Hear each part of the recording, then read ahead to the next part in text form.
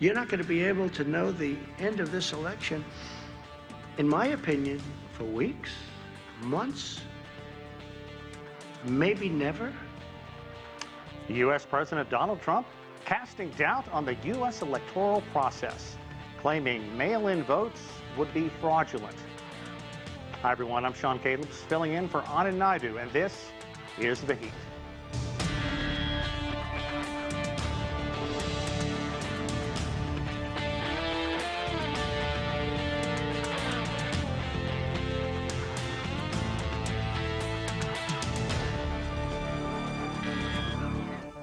Hi, everyone. With just over 2 months to the U.S. presidential election, there are growing concerns about voter suppression. In recent weeks, U.S. President Donald Trump has floated the idea of postponing the November 3rd election, questioning the efficiency of the Postal Service and casting doubt about the legitimacy of the election. With more than 6 million cases of COVID-19 in the United States and more than 183,000 deaths, voters are weighing the importance of their vote over concerns for their safeties. For more on U.S. voting rights and the 2020 presidential campaign, let's bring in our panel. Joining us from North Carolina, Theodore M. Shaw. He is a distinguished professor of law and the director of the Center for Civil Rights at the University of North Carolina. Also with us from Illinois is Scot Schraufnagel. He is a professor and chair of the Department of Political Science at Northern Illinois University. Christopher Harris is the executive director of unhyphenatedamerica.org here in Washington, D.C. And from Indiana, Luis Fraga. He is a professor and director of the Institute for Latino Studies at the University of Notre Dame. Gentlemen, thank you all for joining us today. We're going to have I think, a somewhat enjoyable topic to talk about. Scott, I want to get right to you because U.S. President Donald Trump has been so outspoken about mail-in votes. A couple of things first, but I want you to listen to what he had to say just recently about mail-in votes.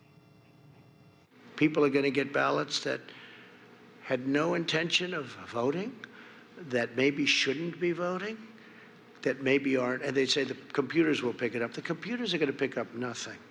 They're going to pick up nothing. You'll have double voting where they send in a ballot and then they'll go and vote. That's going to be a big problem. I say this for the media. This will be the greatest catastrophe, one of the greatest catastrophes in the history of our country. That's how serious it is. Okay, Scott, a lot to get to, but firstly, why is he saying that? There are a lot of concerns out there that he is literally planting the seeds for challenging this vote once it happens. Right. The irony here is that there's no research that suggests a particular partisan advantage to voting by mail. You know, when we first started implementing convenience voting procedures like vote by mail, but early voting and so forth, the conventional wisdom that there would be a Republican advantage. So it doesn't appear as that he's motivated by like partisanship, because mail-in voting in all likelihood is going to, I mean, it's a wash, but I mean, it could benefit him, and there's theory that would suggest that it would.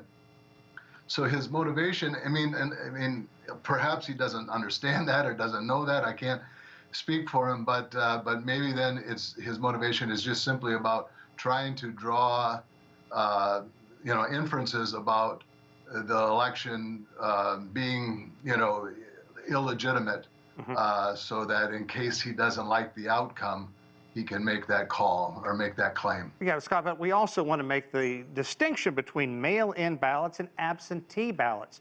Do you think he's trying to muddy the water with that? Well, yeah. So right now, as it stands, there's 5 states that have institutionalized mail-in voting, and and they've done it, Oregon the longest, for 20 years now. With COVID and because of concerns for the spread of the disease and so forth, there's another 4 states and DC who have also adopted true mail-in voting. That is where the ballot will be sent out to registered voters.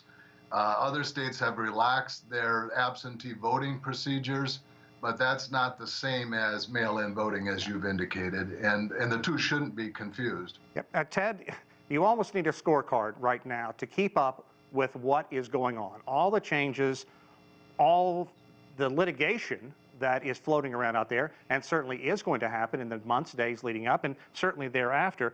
This presidential election is already on track to be the most litigated ever. More than 100 pandemic-related lawsuits already, but perhaps even more importantly, the dozens of voting rights measures that are out there right now. What does that tell you, Ted? Well, it tells us is that the President of the United States has put a lot out here that seems to be aimed at undermining faith in the electoral processes and the democratic processes, and is already predicting that the outcome may not be known after the election for quite some time. So it's very disturbing. It's even dangerous rhetorically to undermine voters' faith in the political processes, democratic process.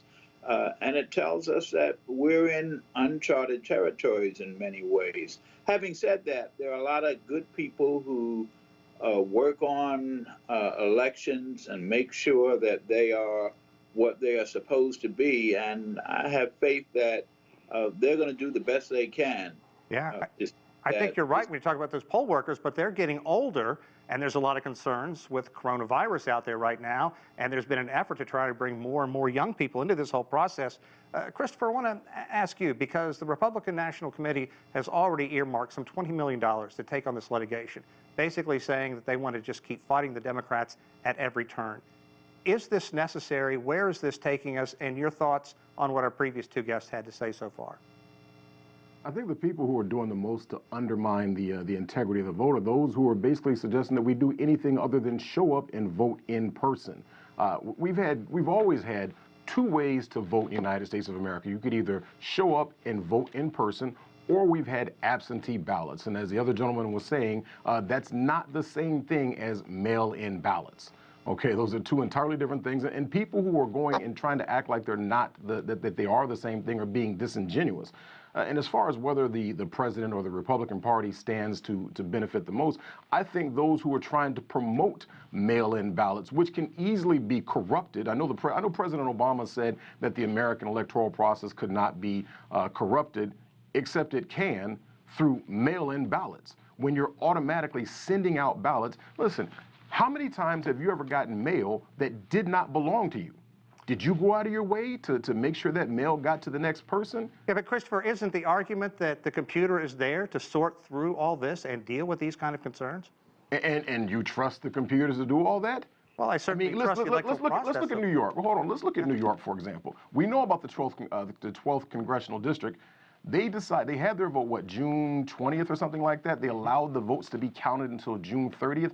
We're 62 days past that primary, a Democratic primary, and we still don't know who won.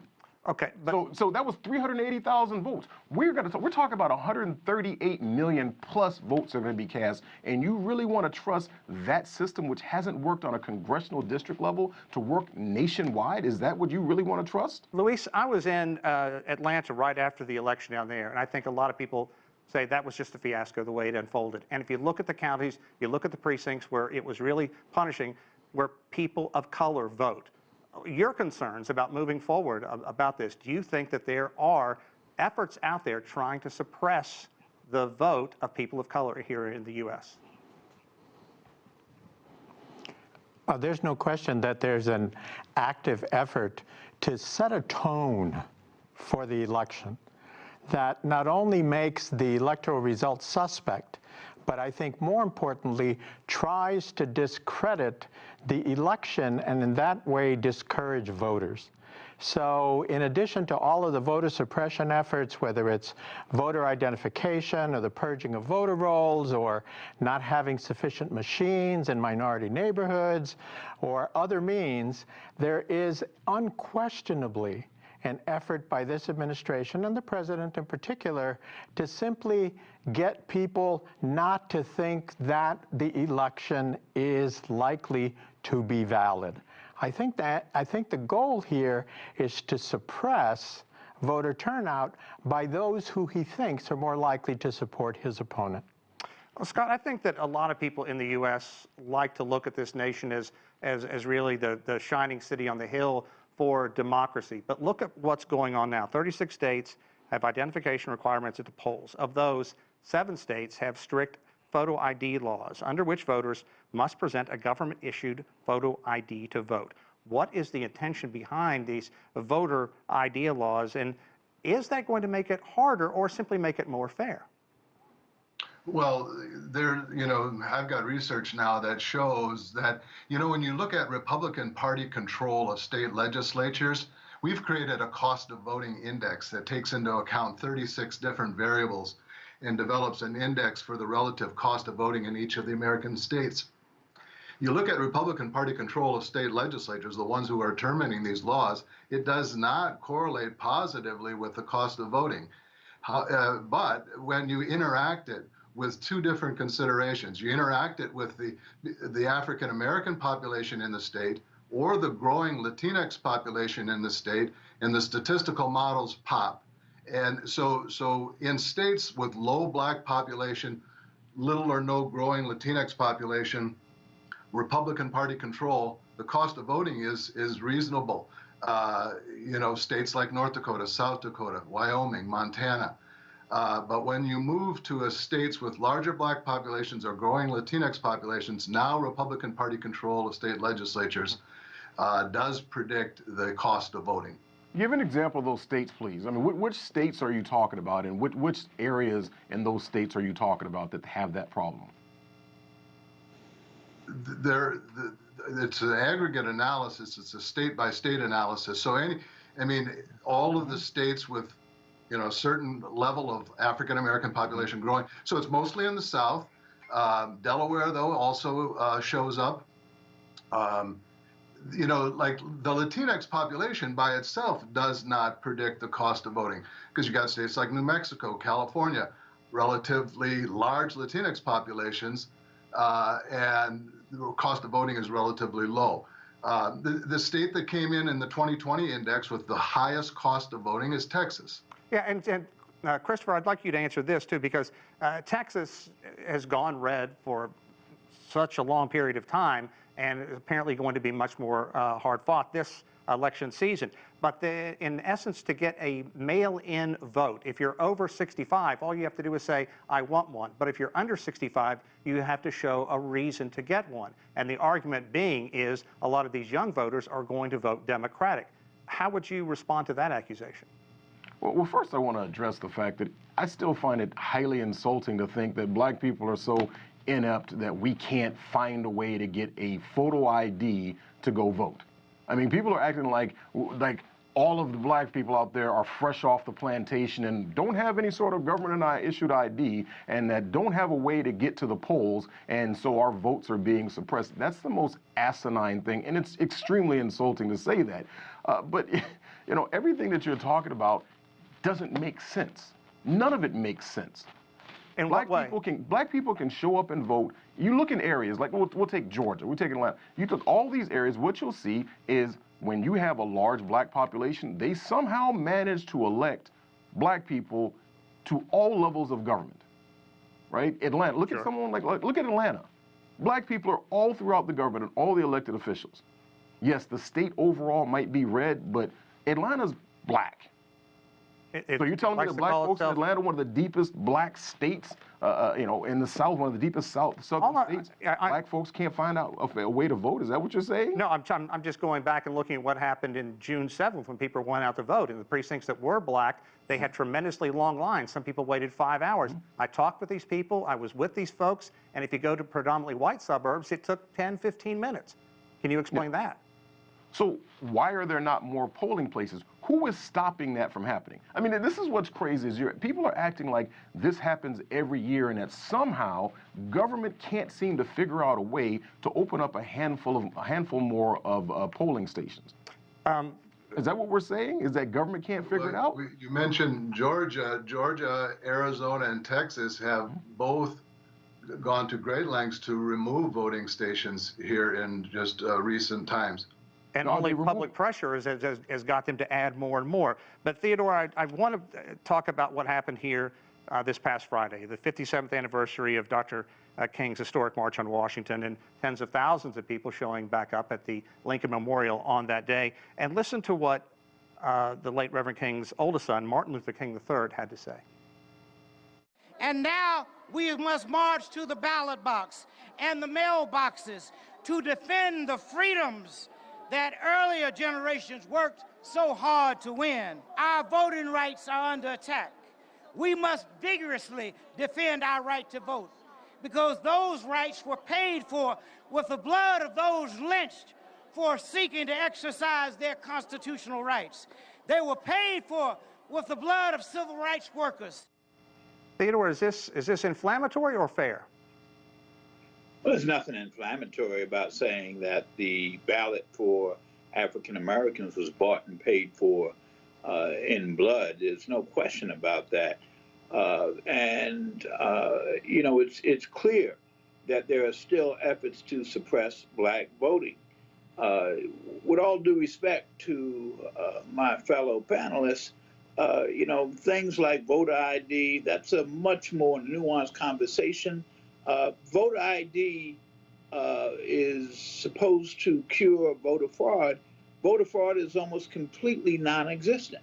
Oh, no, that's not. There are so Hang on, many please. examples. Well, wait a I'll get minute. you just a second, I please. stayed out for a while, and you know, this is my turn, please. The evidence of voter fraud is that it is extremely low, almost non-existent. I want us to think about what happened in Katrina a few years back. Everybody thought that everybody was getting out, and it's because everybody had cars or transportation, and then we found out they didn't. There are millions of people in this country, poor people, senior citizens, who don't have government ID. And to elevate having government ID to the point where it transcends whether somebody can cast a ballot really is undemocratic in many ways. So, again, the right to vote, bought and paid for in blood. The Edmund Pettus Bridge, Viola Liuzzo, you know, many other Americans, black and white, died for the right to vote. And it's not rhetoric or excessive rhetoric when Martin Luther King III says that that was bought at that price. Christopher? What I think is that all these very individuals important talking about that. I'm sorry, go ahead. I'm sorry, all these individuals talking are being disingenuous because they're not telling the whole story. They're telling a story, but they're not telling the story. Let's talk about the history. Let's talk about the 1957 Civil Rights Act. Let's talk about the 1960 Civil Rights Act. Guess who was pushing for those voting rights acts? It was Republicans. President Dwight D. Eisenhower, who had a big old R after his name, was the first one in 75 years. And by the way, that previous 75 years, who was pushing for it? No one with a D was pushing for Voting Rights Act. All that was done by Republicans, and guess who it was who helped to defang the 57 and 1960 Civil Rights Act? I think it was a Democrat. I think it was Lyndon Baines Johnson, the master of the Senate. Everybody acts like Lyndon Johnson all of a sudden. They act like he was this great savior for black folks. But yeah, the reason why he took advantage and voted in the 1965 Voting Rights Act because it was politically expedient for him. He was never in favor of that, especially as long as it didn't benefit him. He defanged those two important pieces of legislation. Anyone can go and look it up, the 1957, the 1960 Voting Rights Act. Dwight D. Eisenhower demanded in his 1959 address to Congress that we need to make sure that all rights are protected for all Americans. Louis, I think you... Democrat. Louis, But I think you... Today's I was just going to Louis, go ahead, please. I was just going to add that if you go back and look at that legislation, it was extremely weak and was not anywhere But was near it what weak happened after it was signed, or was it weak when it was presented? It was extremely weak. And if you go back to Lyndon Johnson, he said that in supporting, promoting, using all of his legislative capacity to get the 1965 Voting Rights Act passed, he was writing off the white South for the Democratic Party forever. He was Christopher? writing Except that's it not off. The true White because South was Carter going to won in move to another 1972. party. So Or he 76, understood the politics extremely well. He understood what he was doing, but he felt, I think, a moral compulsion to in fact respond in a way supportive of all of the protest activity that occurred, and especially the outrage of the way in which African Americans were treated by local law enforcement. Interestingly enough, to parallels today, are many local law enforcement officials in Southern communities. Yeah, and I want to move forward. Ted, let's talk about the fact that so-called observers are apparently going to be out at a number of polling precincts this year, as many as 50,000, a lot of them law enforcement officers. President Donald Trump has made it clear he would like these observers to be out there, and there are concerns that this could intimidate voters. Do you think that that is a fair argument? It's a danger. It is absolutely designed to intimidate voters. Okay, let's let it is designed, and it's got a long history and tradition in the United States. Luis, hang on just one second, to inhibit people from voting who may have parking tickets, who may have some other reason for thinking that they're going to get picked up by local law enforcement. There's no question what the purpose is of putting local law enforcement there, and it's a Southern tradition and one that's been used in other jurisdictions, and it's very unfortunate that he's promoting it now. Okay. Ted, do you have anything you'd like to add to that? And then I'd like to get Christopher's take on this. Oh, I'm sorry. We apparently have lost Ted. I'm here to confirm what we suspect, having a little technical difficulties. But Christopher, let's talk about that. Is that a real concern? Because if there are people out there, some 23 immigrants are scheduled, 23 million immigrants are eligible to vote in this year, making up about 10% of the nation's overall electorate. If these observers are out there at the polls, are you concerned that this could have any kind of heavy-handed, not necessarily action, but just by the fact that they're there, intimidation? Every 4 years, they pull this same junk. Every 4 years, they pull this same junk, and they tell blacks and other minorities that you're supposed to be afraid of the cops, you know, and they want to make it seem like every black person, every time they see a police officer, that they're living in fear because they're listening to people like LeBron James, when the reality is most of us don't live in fear. You can go up to Baltimore like Kimberly Klacik, who's running for office up there. She went and asked people in her neighborhood, hey, do you want to defund the police? You can ask people in Harlem, do you want to defund the police? They're like, no, we need the police. So you're telling me when the reality is those people who live in those areas are saying, no, we need the police, but you're going to sit there and tell me is that people are afraid to show up and vote because of the police?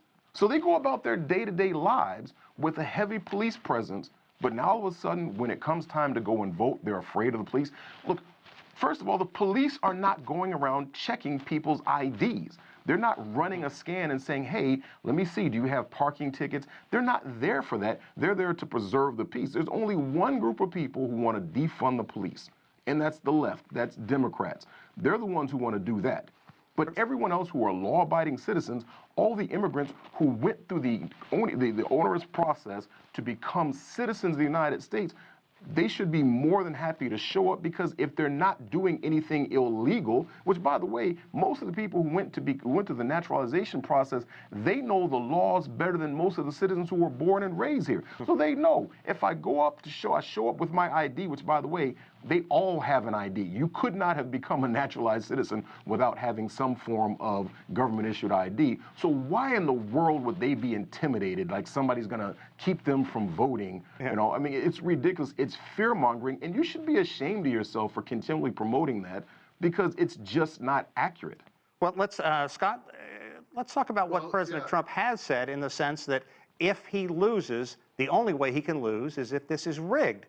What does that kind of message send to the folks out there? Well, that's a dangerous message. The election won't be rigged. The beautiful thing about the American electoral system is very decentralized, you know, and for someone to rig the election, I mean, the only way it gets rigged is like a mass misinformation campaign by Russians or some foreign, you know, that's a type of fraud that you have to worry about. But actual fraud, you know, like people impersonating somebody that is so minuscule and so seldom. You know, the Heritage Foundation, a think tank in D.C., they have, and the White House links to their website, they have a list. If you go to their instances of voter fraud and you start scrolling, And you can scroll and scroll and scroll, and it creates this impression of massive voter fraud. Well, if you get to the bottom of the list, it's 1,200 cases, and that's over 50 states, and some of their cases go back to 1998. So that's 50 states over 20 years. Do the math, 1,200 cases. That's about how much voter fraud we have. Okay, but when you say that he's acting like this one person only stole one person's identity, no, these are vote harvesters. They're oftentimes stealing dozens, hundreds, or thousands of votes. So when you say 1,200 cases, that's 1,200 usually times at least 100 times 1,000. See, so when you're being honest about it, you realize that Chris, I got to cut you off there. The vast majority of the cases of voter fraud are people with felony convictions who vote mistakenly because they think they can. There's undocumented people that have voted. Okay, those are in that list. And the reason they voted, though, is because they didn't know better. They thought they were eligible to vote. Ted, I want to go to court. They get thrown out because fraud requires sort of devious intent, and there's nothing there. So you're denying the existence of vote harvesting. Hang on just a minute, gentlemen. Ted, you're denying the existence of vote harvesting. Gentlemen, we're running out of time. Ted, I want to kind of move on. We haven't talked about the other candidate in this election. George Packer, a staff writer for The Atlantic, predicts if Trump wins, what's happening in Kenosha could be part of the reason. His contention is Biden simply is not doing enough. Listen to what Biden had to say. I want to make it absolutely clear, something very clear about all of this. Rioting is not protesting. Looting is not protesting. Setting fires is not protesting. None of this is protesting. It's lawlessness, plain and simple. And those who do it should be prosecuted. Violence will not bring change. It'll only bring destruction. Now, Ted, despite what Christopher may have said, do you think that there are people out there who legitimately are frustrated and who are concerned about police, who do believe they are targets? And how do you take Biden's message? Well, I think that Joe Biden is saying what is obvious, which is that violence is not helpful. I think he's compelled to be very explicit about that. There are people who may be trying to undermine the protests, but there are a lot of people who are protesting in the tradition of what the First Amendment allows. And so there are people who may be trying to undermine and pollute those protests. But what do you mean by undermine and pollute those protests? Please explain what you mean. Gentlemen, I'd love to get to this, but we are actually out of time today. Christopher, I really appreciate your insight into all this. It's been a great guest. Ted as well, Scott, and Luis, I want to thank you all. And that does it for this edition of The Heat. I'm Sean Caleb's here in Washington, D.C. Thanks for watching. Please stay tuned to CGTN America.